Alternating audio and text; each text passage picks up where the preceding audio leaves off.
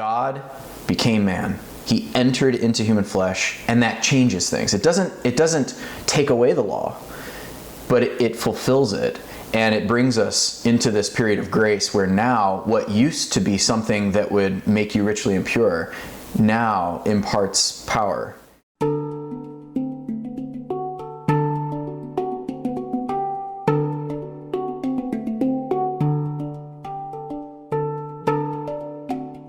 Look at the bones! So Dan, relics. I mean, like you said, secularists would find this really weird. I can't imagine what they think of it when they see it. And Protestants have to be, again, just thinking this is paganism, this is idolatry, these people are going to hell, maybe. Yeah, I thought it was odd growing up as a Catholic, actually. Kind of weird that we have dead bodies in our churches. Yeah. And then certainly as a Protestant. And it's a question you get all the time. I feel like even secularists or Protestants, they're going to come at Catholics and ask the questions, or they're going to accuse them. I think a lot of Catholics, just grew up with it. They don't really know what to say. So maybe we could give Catholics a little bit of a grounding for how to approach a conversation with their fellow non-believer or believers alike who are not Catholic. Yeah, sure. I think there's three major ways that they can go about that discussion.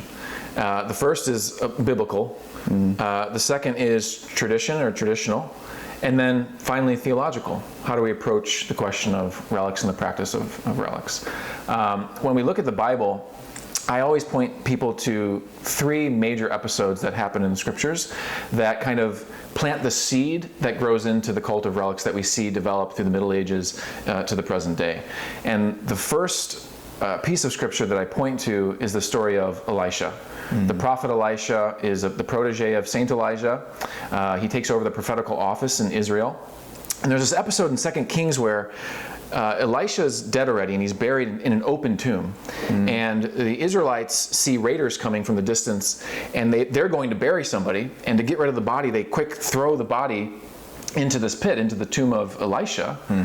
And the scriptures say that once the body touched the bones, specifically it says when the body touched the bones of Elisha, he was raised up and stood upright.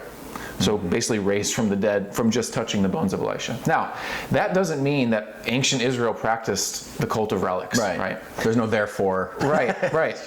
It just kind of starts to show us the kind of God that we have. Yeah. Right? That through material objects, God can work a miracle. So I think that's kind of an Old Testament basis for it. I then go right immediately to the Gospels. In the Gospel, the story of the hemorrhaging woman, right? She's bleeding for years and years. She goes out, reaches out for Jesus, touches his cloak. If I could just touch his cloak, she says. And she touches the cloak, and Jesus says, I felt the power go out of me. Who touched me? Yeah, it was very strange. Yeah, right. She just touched she didn't touch him. But Jesus says, oh, I felt the power go out of me. Who touched me? Right? So the cloak is somehow a part of Christ himself. So there's this miracle that happens through material, through this garment that Jesus is wearing. And then the third and final verse I usually go to is in the book of Acts, chapter 19. St. Paul is in Asia Minor, modern-day Turkey, and he's preaching in Ephesus and all around Western modern-day Turkey. And for years he's there. But it says many people were coming to him. He would teach openly in one of the halls that was in the city. And people would go to listen to him, but they would also take napkins, it says, or handkerchiefs, workmen's cloaks they would take with them. Why? Because they wanted to touch the body of Paul, or cloaks, napkins, and workmen's garments that touched the body of Paul. They would then take home with them to heal people. And it says people were healed through these material objects. So we see this grounding in Scripture of the practice of what we would later say is the cult of relics. Yeah. So any accusation of this not being biblical, right? I mean, I don't even know how you can say that, how you can stand on that ground when it's happening right before your eyes. I mean, read the pages. This is what's going on. It's this exact same thing. Yeah, and so you see the embryo of it and the seeds of it in the Old Testament. You see it happening in the New Testament with Christ and Paul. But then you also see it from the earliest days of the church. So you look at the apostolic age, you see some hints of it. But then in the sub-apostolic age, what we call the sub-apostolic age, right after the time of the apostles, you see it's widespread, the practice of of relics and collecting relics and bones and these different things. So that leads to the second point of it being traditional. So we have this great story early in the second century, mid-second century, of St. Polycarp, right? St. Polycarp was the bishop of Smyrna, widely known throughout the church. This isn't some obscure bishop. This is one of the famous bishops, and by tradition, he was a disciple of St. John. Yeah. Strong tradition. Strong tradition. Very it's not early just tradition. like Right. some legend. Exactly. And we have the account of his martyrdom. And the account is fascinating because the Romans capture him on account of being a Christian, and they put him on the pike to burn, right, Yeah. for his faith. And the flames are going, but then as they spear him, his blood puts out the fire. Okay? And so now his body's kind of preserved, so they're not sure what to do with the body. And the Jews who are present at this martyrdom account, they begin to say, well, we have to do something with the body, otherwise the Christians are going to take his body and they're going to start worshiping him, right? And so then the account goes through and says, well, we don't worship the martyrs, but we do honor them, we do venerate them for their holy life. So the Jews are arguing about it, and the Christians are saying, no, we need his body.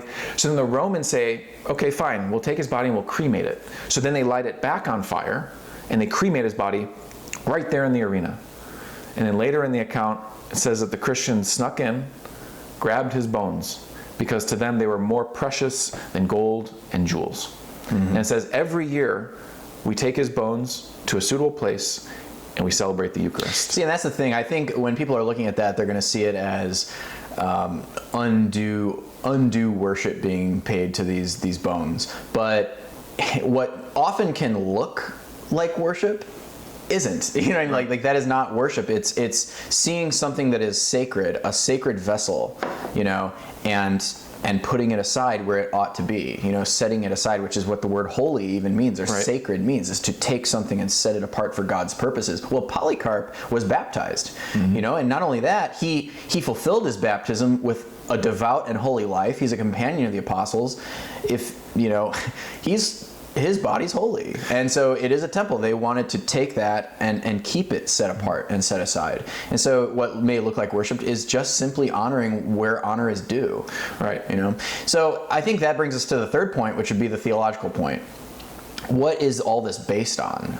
And it's pretty clear, because for the Jews, to come in contact with a human body was to make yourself ritually impure. Well, not just the Jews, though. Roman pagans. Yeah. Pagans had the practice of cremating bodies, putting them in vessels, and then putting them outside the city. There was no such thing as burying Romans inside the city. It was always outside that pomerium line, they called it, right? The sacred line out there, right? So Emperor Julian would complain that the Christians are making the whole world filled with tombs and dead bodies, because Christians were taking these bones and these relics and they're putting them in their churches. Yeah, hence showing that this has nothing to do with paganism. It has nothing to do with paganism. Yeah, That's the irony. This is distinctly Christian, because for the Jews, this wasn't their practice. Nope. For the pagan Romans, this was not their practice. So for a Jew, you became ritually impure. Now, what changed from Jew to Christian? Because the first Christians were Jews. So what changed? Incarnation. God became man. He entered into human flesh, and that changes things. It doesn't take away the law, but it fulfills it, and it brings us into this period of grace where now what used to be something that would make you ritually impure now imparts power and grace and mercy. Right. St. Gregory of Nyssa has this great part. He's arguing with opponents.